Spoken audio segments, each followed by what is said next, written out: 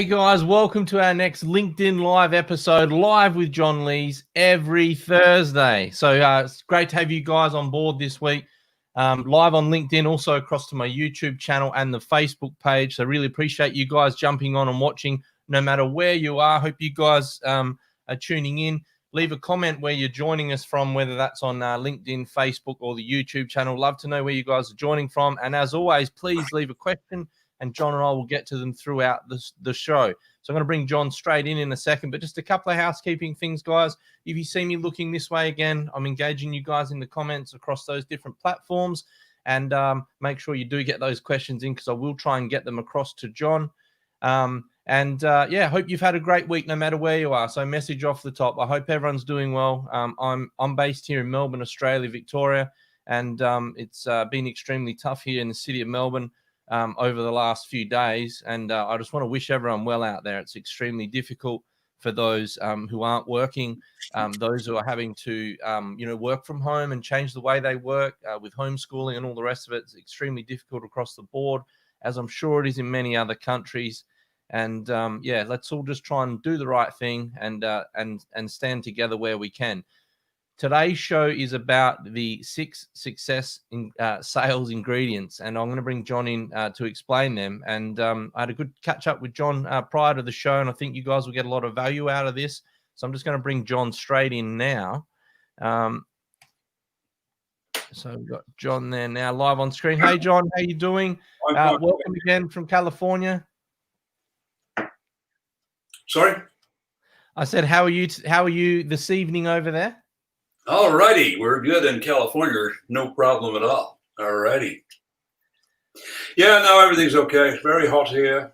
And just want to echo what you said and hope that, people are well and avoiding the dangers. My son lives in Melbourne and, not looking good at all, but I hope it gets better very soon. And we have similar problems that you would have heard about here.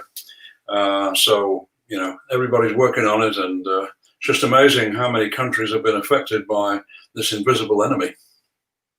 Yeah, it's been it's been something, I think. Yeah, it's been difficult, obviously, for everyone. One of the things, I guess, throughout this whole 2020 so far, John, is that really the basics of sales and the basics of interactions with customers are the key things that still work. And it is about communication. I've certainly found that myself, picking up the phone, talking to people and understanding their business further to see how you can serve them better as well. So, I'm really looking forward to today's session on the 6 success sales ingredients. And I know that they're just 6 of a bunch of ingredients that actually work over the long term. So, John, you want to run us through where today's session is going to start and what it's all about? Yeah, we're just going to go through those 6 points, and there are many other things that we could be concerned about and perhaps will be at future sessions. I want to say thank you to Simon for having organized all this. All of this was his idea. This is our 10th session, I think. So today we're going to look at 6 ingredients, some perhaps more important than others, but they're all important. And if you're ready, I'll get started. Absolutely. And thank you for mentioning that, John. I should have said that straight off the top. We're up to episodes 10 in this series. I never imagined that would get out to 10 episodes. So again, just thank you to all the viewers who join us. We really appreciate you guys tuning in, whether that is on LinkedIn, Facebook, or the YouTube channel. And I am going to put some links that'll stream across the bottom of the screen where you can actually get in touch yourself directly with John at any point in time. So, John, I'm going to hand it over to you. I'll stay on screen for a little bit, and then I'll pop myself off screen and jump into the comments with everyone. Just really quickly, as always, we've got Carol joining us at the unearthly hour of 2 a.m. London time. So Carol's joined us from Lisbon. So thank you so much. I'm going to hand it over to you, John. And let's get into it, guys, and looking forward to it. Yeah, and don't forget, Simon, that you promised to pay me $5 a session. And we've done 10 sessions now, so that's $40. So, just attend to that when you can, please. I'm sorry to have this in front of everyone, but it's very important. I know. Okay, let's get started. All right, over to you, John. Thank you. Now, once upon a time, a man a youngish man walked into a men's clothing store, and the manager came out and said, "Hi, how can I help you?" And he said, "I'd like to join your staff, please. I'm a very, very good salesperson, and I believe I can help you enormously." He said, "Well, we haven't advertised. We don't need anybody." He said, "Well, yeah, but you need someone like me because I'm extremely good at selling, and I think you'll find that I'm an enormous asset to your business." He said, "I've just told you we don't need anyone. We're not advertising for anyone." He said, "Yeah, but you surely need someone of my ability, my ability, and everything about me is wonderful." And he said, okay. Come with me. So he walked him down the store. They went past the men's suits, and he said, "Have a look at that one there." And the guy went, "Oh, my God, is that a suit?" He said, "Yeah." "A man's suit?" "Yeah." "Oh, that's terrible. It's white with pink polka dots on it." He said, I know. I bought it 5 years ago. Why I bought it, I have no idea. As you can see, we haven't sold it. So I'm going out for my lunch. I'll be out for about an hour. If you can sell that, you've got a job here. He said, "Yeah, okay, thank you." So he went out, got back in an hour, and the whole place was in a shambles. All the window displays had been knocked over. The suits, the shirts, the ties, the shoes, the socks, everything was on the floor. The place was a complete mess. And he said, "What happened?" And the guy said, "Well, I sold the suit." "You sold the white suit with the pink polka dots?" Yeah. "Wow." He said, "Well, it looks like the customer put up a hell of a fight." He said, No, he didn't. But his guide dog did. So anyway, when it comes to selling, don't get pushy. Don't get involved in that. People can see it a mile away. So let's go through the success ingredients, 6 of them on this particular occasion. It won't take too long. So the first one, a question for you to consider. Do we push or do we pull when we go to see customers or when we go to see prospects? Do we push or do we pull? So I want you to imagine the following situation. Imagine that you provide your salespeople with a case, and the case accommodates products, information, literature, and other things as well. And the case is positioned on a form of a trolley. So the trolley can be pulled along, pushed along, or whatever. So with that in mind, the question is, when salespeople go to see prospects or customers, should they push the trolley, the case, in front of them, or should they pull it behind them? My view, after working with salespeople and having been guilty of doing the wrong thing myself when I was very young, is that we've got to pull it behind us. Don't push it. Don't push your product and your service and your company. Be proud of your product and your service and your company. Take 30 seconds to say who you are and what you do, because that's all people need, because the only company they're really interested in is their own company, not yours. Okay? It's not that they don't care about your company. They are absolutely obligated to achieve results for their company. So the first thing we've got to do is pull that information behind us. Don't push it. Don't start opening up and talking about products and who we are and what we do. Don't get involved in all of that. Begin by talking to them about opportunities that they would love to have and which hardly anyone ever talks to them about. I'm sure you understand, if you think about it, that the majority of salespeople who represent their companies go to market pushing their product, their company, their service, everything that they've got, and it drives people nuts, which is why they will say, "Oh, look, I didn't realize the time. Have you got a brochure? Have you got a card, please?" Because they don't want to be rude. If they were, it would be helpful, really, because the salespeople then would wake up. So never pull information, never push it in front of you, always pull it behind you. And then as you open up the discussion, you can turn around and take information that is required for the discussion that you're having. Okay, very, very important. So when you get to market, always pull, do not push. Very important sales ingredient. I would say 90% of people push. They don't mean to, they don't realize they're doing it, but they are, and it's a complete and utter waste of time. Next, master and servant. So in this instance here, servant doesn't mean anything servile. Servant means that you help people once you have helped them to achieve a better result. Because as I said a moment ago, that's what we sell. We sell results. If you want to get a result, then you sell a result. So the master role is being able to see and help people with opportunities, areas of potential that have not yet been converted. So that's number one. Learn how to influence customers in very positive ways, and then move into the servant role, which is make sure that things happen as promised.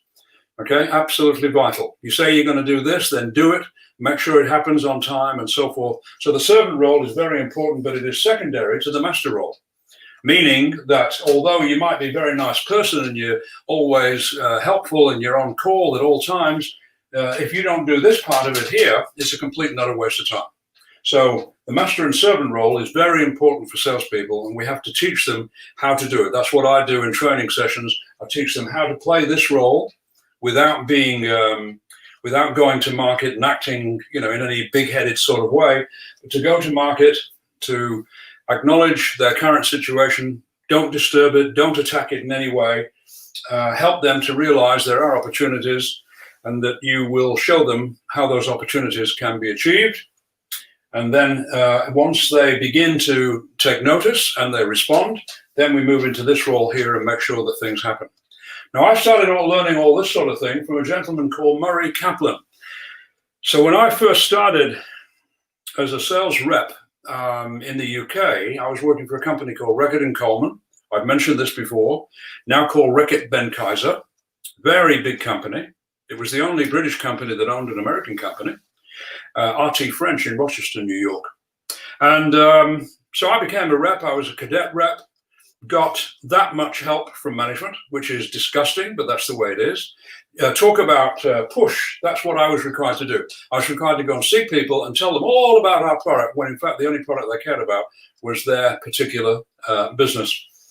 So eventually I managed to get out of the cadet role into a senior sales rep role and so forth.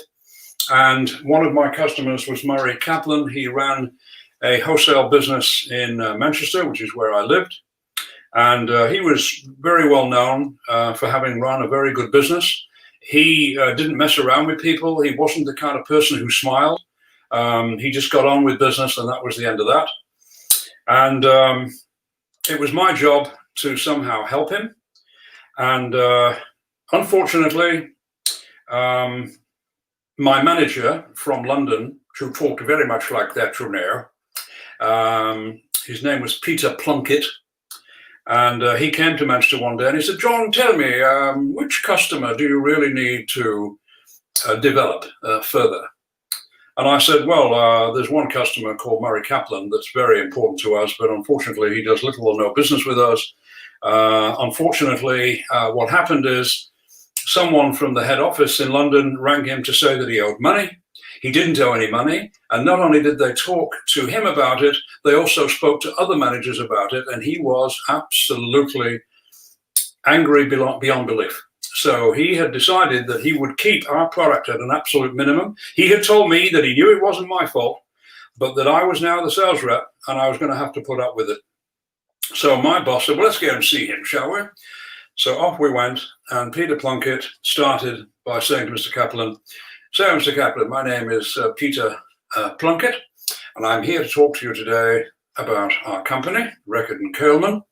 And yes, so our company has market share in this particular product category of approximately 22%.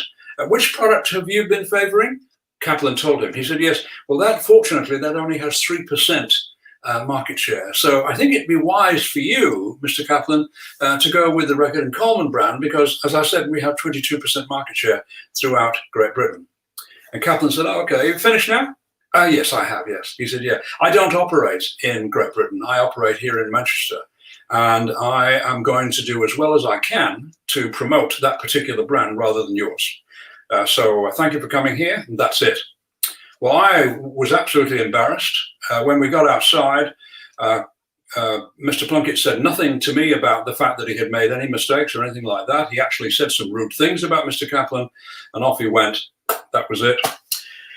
So how am I going to get this done? So eventually, I was talking to a friend of mine who owned a supermarket. His father had left him some money, and he was owned a supermarket. I was talking to him one day, and I said, "How are things going?" And he said, "Oh, one of my suppliers has let me down again." And he started telling me about a particular supplier in the same sort of area as Murray Kaplan. And I said, "Do you know Kaplan's? Have you heard of Kaplan's?" Nope. I said, "Okay, well, I think it would be a good idea if I were to get you some information, because they are very, very good. They don't let people down. They are very, very good." So he said, "Oh, okay, that'll be great." So I went to Kaplan's. I didn't speak to Mr. Kaplan. I spoke to his upsider, his manager.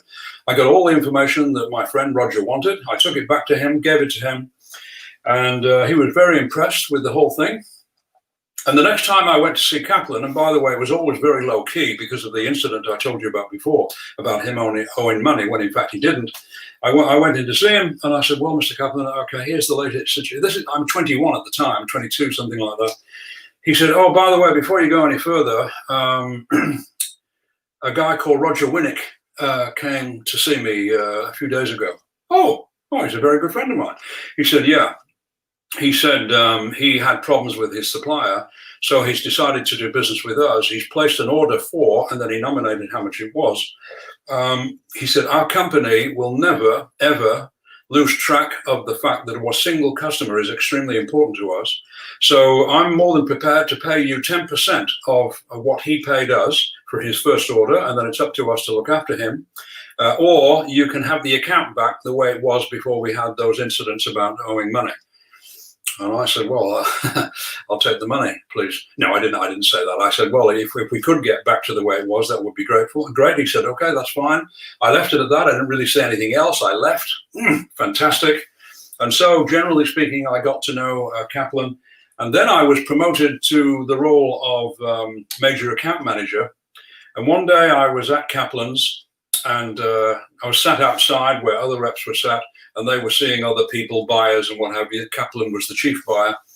And there was a sign outside Kaplan's office, and it said, "We expect that all sales representatives will comply with these 3 critical rules.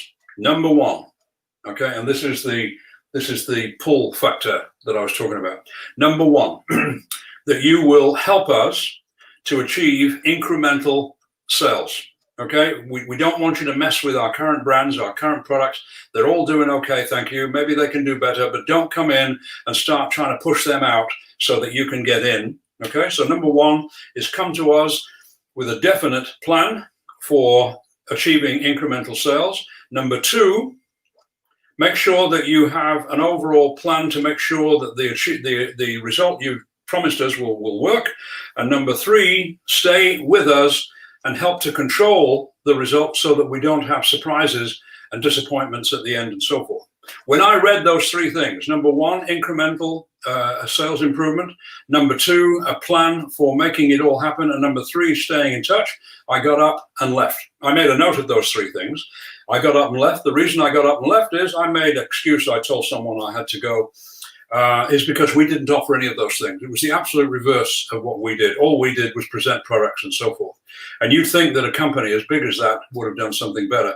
So that was the beginning of my lessons in selling, and I had to learn how to do that. And Kaplan was extremely helpful to me because I used to ask him questions about how he did things and so forth, and then I would pass it on to other customers that were not in competition with him. So I did it in a responsible way, and that's how I gradually developed myself into a business development manager and so forth. I should just add, by the way, that the reason I became a business development manager is that Rickard and Coleman had decided to close all the companies that were operating. They were selling this over here and that over there, and they formed them all into one company with various divisions.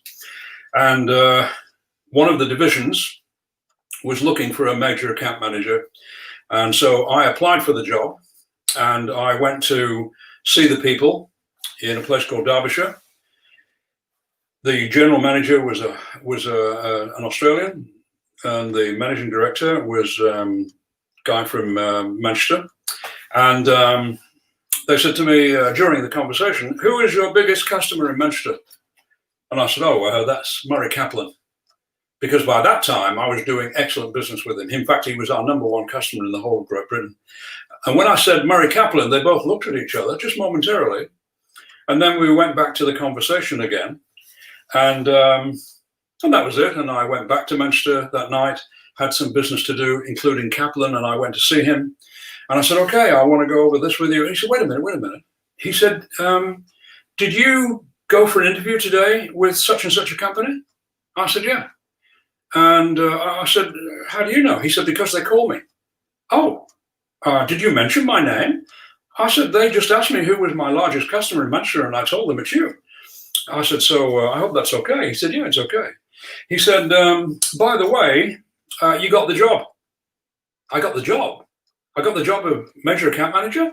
He said, yeah. I said, how do you know? He said, because I told them I'd close the account if you didn't get the job. So get in favor of your customers, not simply by being nice, but by helping them to achieve better results. And that was my work. And I learned it all from Kaplan, and then I applied it as time goes by. It doesn't matter what kind of product or service you're selling. Okay, make absolutely sure that you've got a result to sell and a plan to help that result happen. And finally, also make sure that you are going to follow it up so there's no surprises and so forth, so that you can fix this, fix that. If this isn't working, you can do something about it. If something is going particularly well and they need more product, you can help them with that and so forth. Next week's session is all about how to do this in detail, 4 steps that you need to take to make absolutely sure that you have positive influence over customers. Okay, next. Customers are two-faced. Let me show you what I mean. If you were around for the first session that we did, I made the point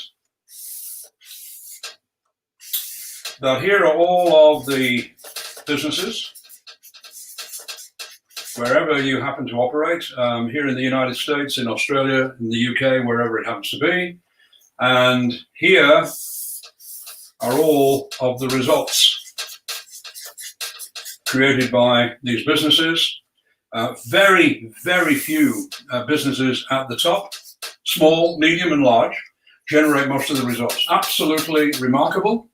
And they are consistent at it, even though they have the same problems as everybody else. These people generate most of the results. Then we have an enormous number of businesses down at the bottom that generate next to nothing, not because they're idiots, but because they are self-centered.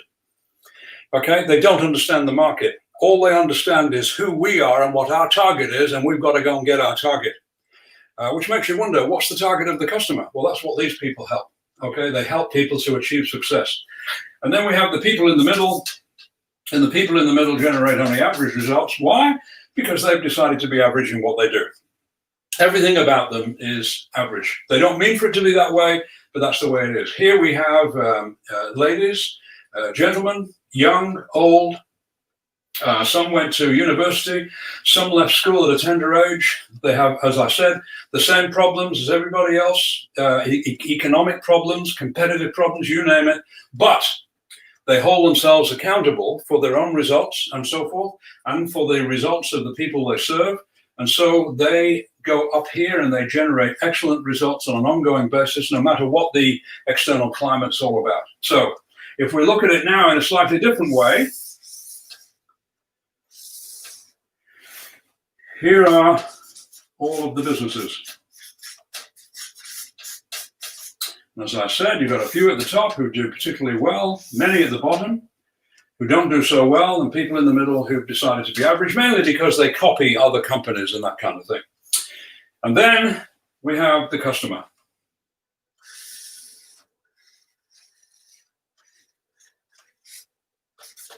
So here we have the customer, or the prospect, whoever they happen to be. And the customer will tell you what it is they want to buy, or what they don't want to buy. Thank you very much. And most salespeople, as it happened to me, will hear from, no, we're okay, thank you, we're fine, we've already got a supplier, thank you all the same, like musical chairs, it's hopeless. But every customer, there's a second side to every customer, and this is what I mean by being two-faced, in a positive sense, not in a negative sense. Okay, this is the business person. Okay? What's the difference? A customer spends maybe 5% of their life buying. The business person spends 90% plus of their life trying to be successful in the market that they serve with their customers and so forth. In this area here, we're talking about what they need, and what they need are better results. Okay? They won't tell you that because they may not even be conscious of it themselves. And this area here, this is to succeed. That's what they want to do. That's what they need to do. So, with this in mind, so now we're looking at it from a slightly different point of view. The people at the bottom only ever give customers what they want, and most customers don't want much, so they don't get much, which is unfortunate. Here, the people in the middle try to give customers more than what they want, but again, they are defeated because they're talking to the customer, and the customer is in complete control. So these people can use a 500-word sales presentation, and the customer can defeat them using only one word. I'm sure you know what that word is. So here they tend to use sales techniques. Here we have order takers. Okay, so one of my books is entitled The Move from Order Taker to Sales Maker. You will see it on the list that Simon will send to you, or I can send to you at any time. It's the first book that I wrote. I was an order taker to start with. I didn't mean to be. I didn't even know what an order taker was. An order taker, by definition, is a woman or man, very nice people, who do not know how to influence this side of the customer. They don't know how to do it. They've never been taught to do it. I certainly wasn't, except by Kaplan. Kaplan talked to me about this kind of language over here. So, order takers operate down here. Here we have the sales technique merchants, people who try to use sales techniques to influence the customer. They can see them coming a mile away. I'm sure you can. When people try it on with you, it's a complete and utter waste of time. If I were to show you how to make an extra so much a year, would you be interested? No, get lost. And then we have the people at the top. And the people at the top show great respect for the customers, but they continue. They go across this line, which is like the border of a country. To get into someone else's country, you need to cross this line, okay? And here we identify with the business person. Here we identify with their needs, which are primarily for better results, and we help them to succeed. That is our job, okay? And so therefore, here is why these people do so well. Consciously or otherwise, they treat customers as business people. They don't treat business people as customers. They accept that when they go to see customers that you've already got suppliers. I'm not here to talk to you about disturbing the current situation. I'm here to talk to you about business opportunities and results that I think you may find to be interesting. They never ask permission to do their work, and they don't push and shove people around either. So this is absolutely vital. You will find this in the Order Taker to Sales Maker book. Okay, which explains all about this kind of thing and how to do it in more detail. Okay, this particular point here, don't betray yourself. It's one of the worst things you can do in business. I don't think anybody means to do it, but a lot of people do, and it detracts seriously from their worth, from their image, their profile, and what have you, and their results. Have you ever had anybody say to you, okay, so how about I call you tomorrow? Is tomorrow a good day? What, in the morning or the afternoon? You tell me. Well, the morning would be fine for me. In the afternoon, I'm a little bit busy. Okay, so if I call you about 11, is that okay? Sure, that'll be fine. And thank you very much. Okay, no problem. Next day, no call. Nothing. What is wrong with these people? Then you contact them. Hi, I'm just checking to see if this is the next day. Will you be calling at some point this week? Oh, yeah. No, look, yesterday I was flat out. Absolutely flat out. I didn't have any time, so yeah, I can call you. It's all, they betray themselves. Absolutely. It's pathetic, is what it is. I've met so many of these people. Okay, and you either decide for yourself, you're not going to be that kind of person who betrays themselves, who says one thing and then does something else. If in fact you can't ring them, then send them a message. I'm unable to call you at the time. Okay, that's fine with them. But if you say you're going to do it and you don't do it, then you're in real trouble. So another thing that you can do to betray yourself is to when writing to people by email or whatever. Now, I'm sure you must have seen people sending emails with incorrect words, incorrect grammar. I'm not suggesting they become experts in English and so forth, but the point is that we can't allow that. Now, I've written over 1,000 articles. I've written 13 books, and I have to check everything I do, just like the newspapers do. We have to edit what we've done. So what I will do in the comfort of my office here is I will write an article, okay? I then go over it, and I will see two kinds of mistakes. One is a mistake where the wording isn't correct and so forth, the grammar isn't correct. Or I will look at it and say, no, I shouldn't have put it that way. I should have put it there. So I change it. I improve it.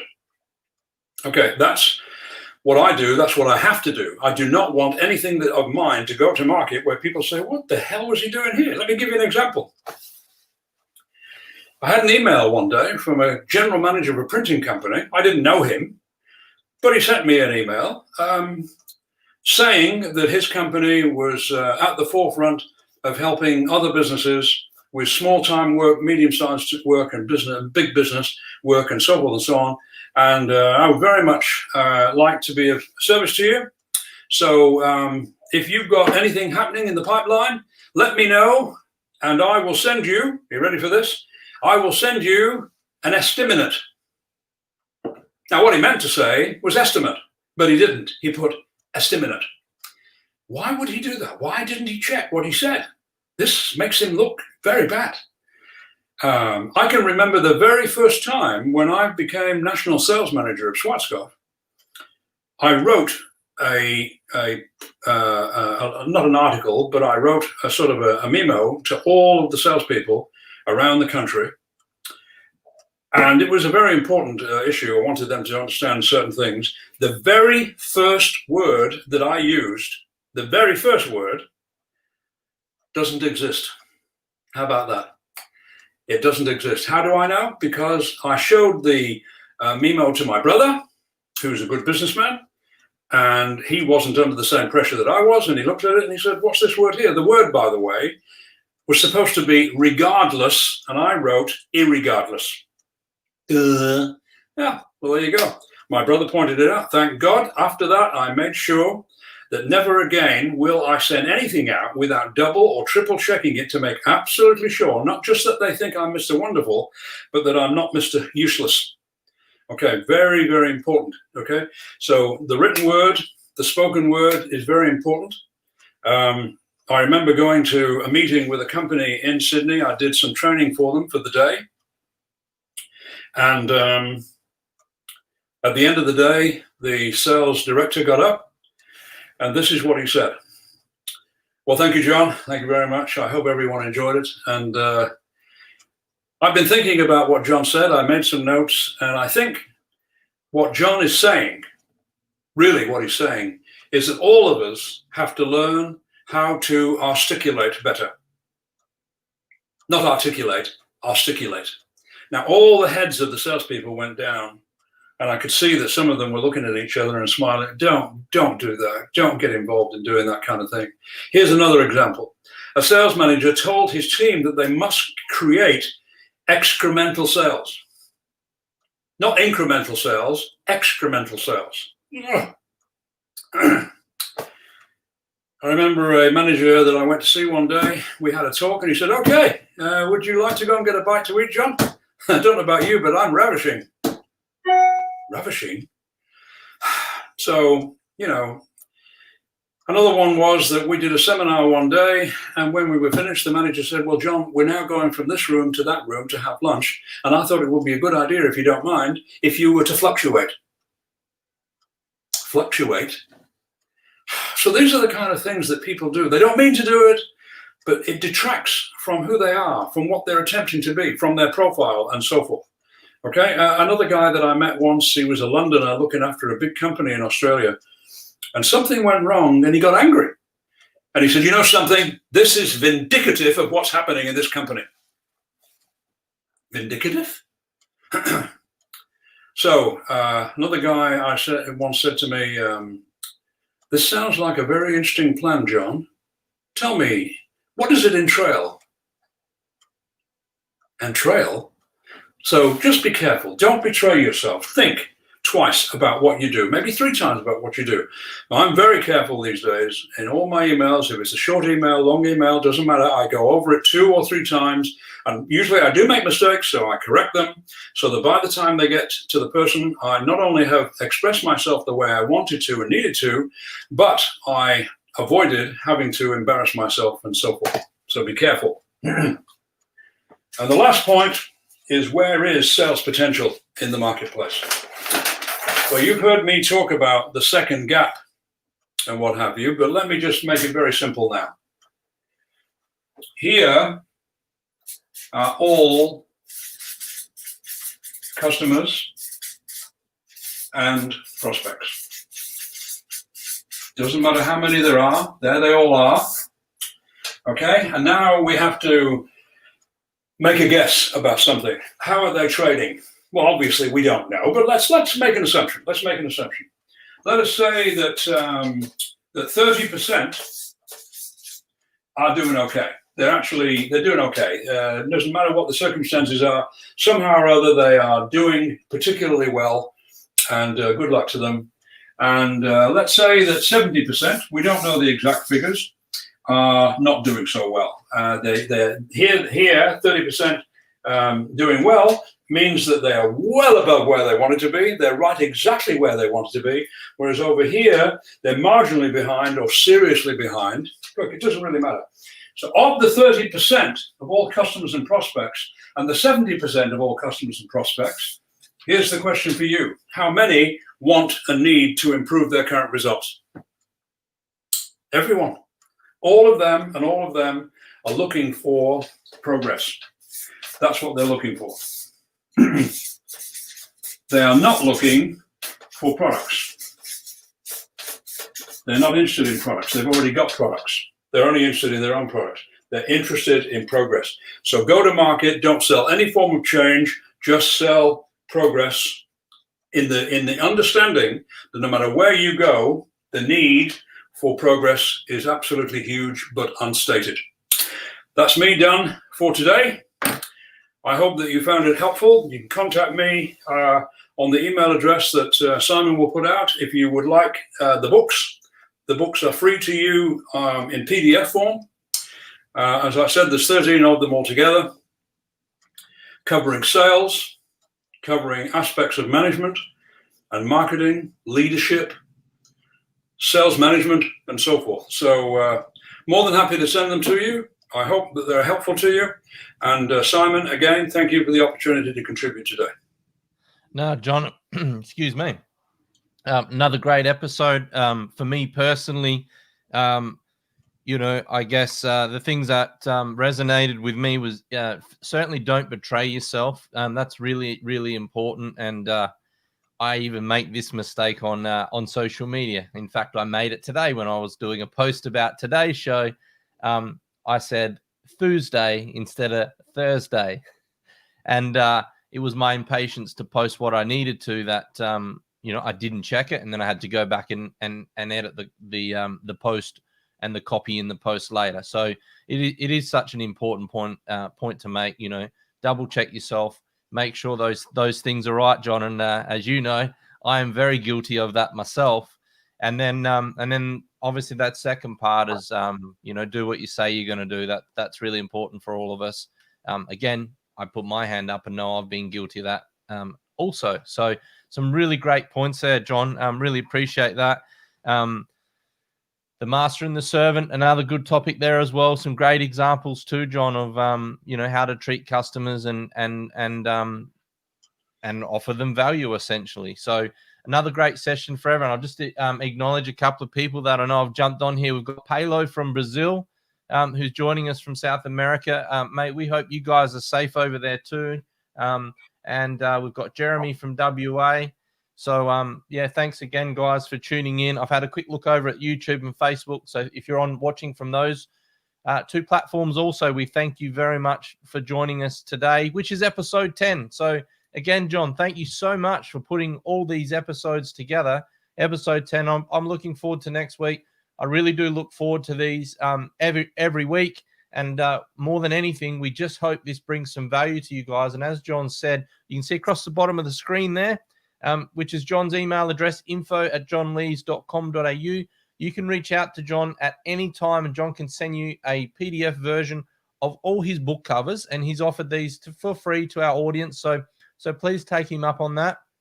I have done a couple of other posts on LinkedIn where you can actually just bring up the post and see the 13 book titles of all the books that John's written. So please go and have a look at that, and send John an email and ask him for one of those. And then also, John may be able to help your business as well. I get to spend a bit of time with John outside of the show, and I'm extremely grateful of that. And if he can help you with your business, I would certainly reach out to him. He has so much experience, and these are strategies and things that work in the marketplace. They're tried and tested. So reach out to John. He may be able to help you there. John, for anyone out there thinking about, obviously there's difficulties in the marketplace right now. I'm going to throw a question just from ad hoc to you. What about people that are thinking, oh, well, the marketplace is so difficult, this is not going to work for me? And I know you've presented before some comical things around people's attitude towards, how dire business is. But what would be a couple of key bits of advice you could give to people out there who have the concerns about where the economy's at, and what are some key things they might or want to take into account? Well, first of all of us are faced with this problem right now, and indeed at most times anyway. But the thing we've got to understand is it's the customer comes first in terms of our focus and our knowledge.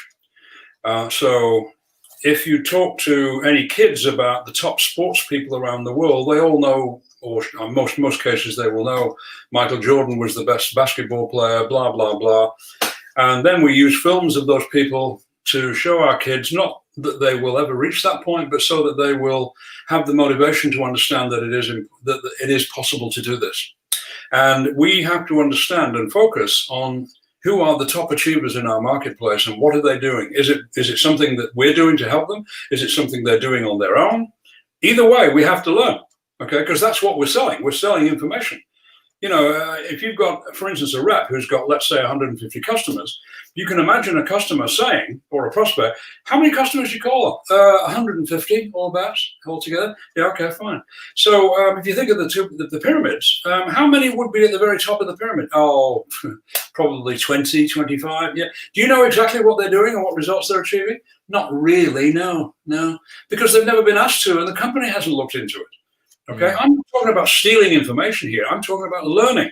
This is what's going on with the pandemic at the moment, with medicines and vaccines coming up around the world. We've got to know what can we use in order to achieve improvement in our health and to protect ourselves and so forth.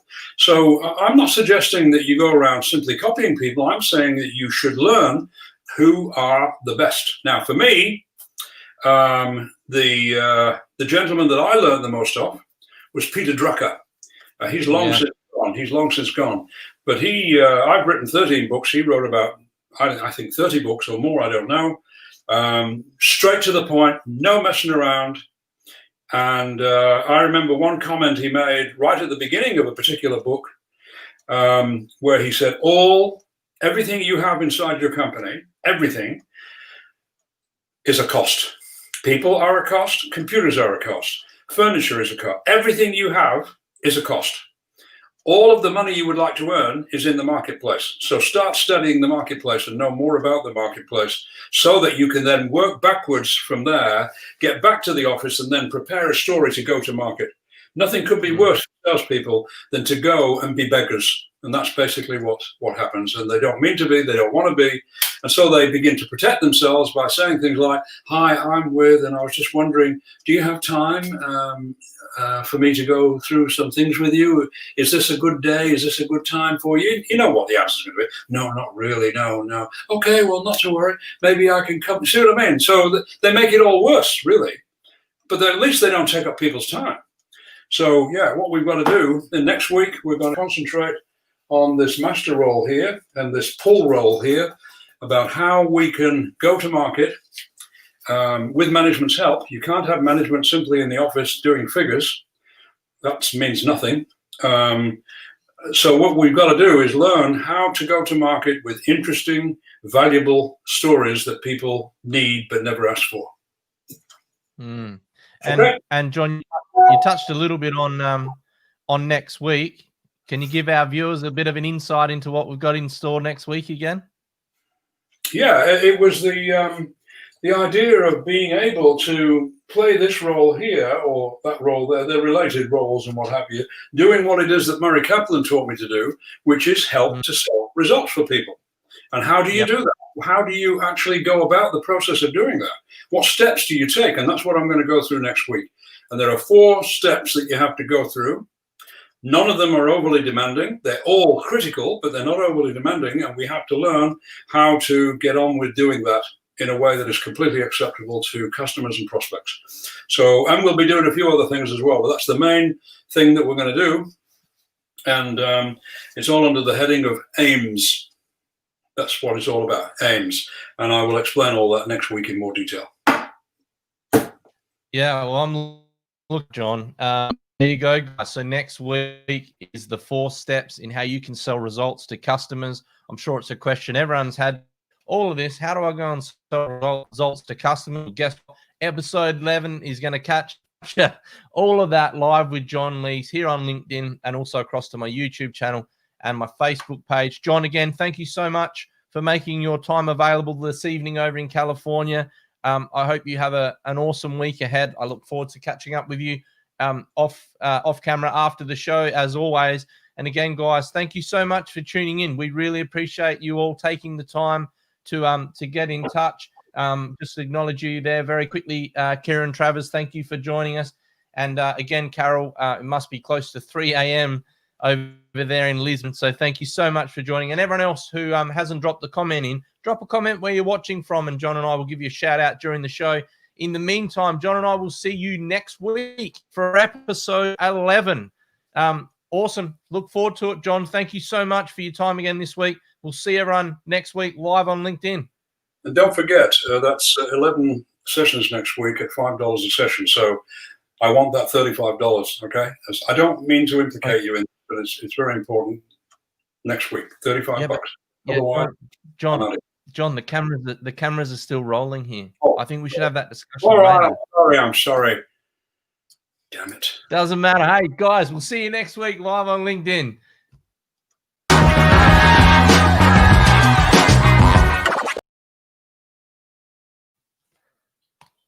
And the end screen is not playing. So, guys, we will see you live next week on LinkedIn.